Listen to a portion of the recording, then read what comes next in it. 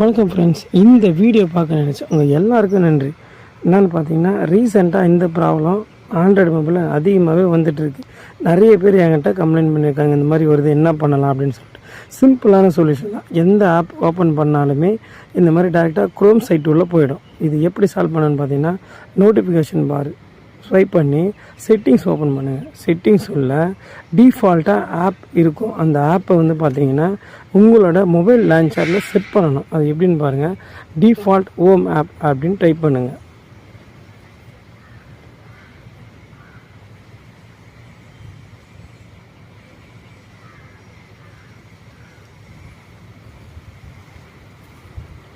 இருக்குது பாருங்கள், default home ஆப்னு இருக்குது பாருங்கள்.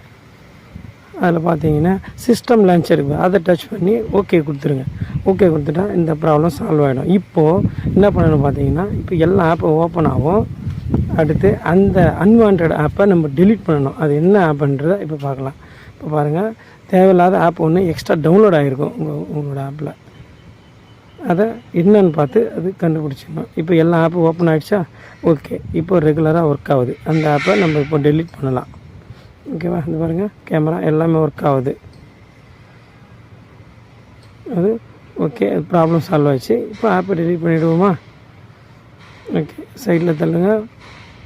இருக்கு பாருங்கள், முதல்ல இருக்குது பாருங்கள்.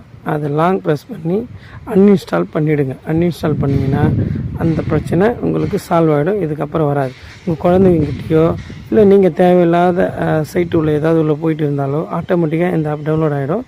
இதுக்கான சொல்யூஷன் இது தான்.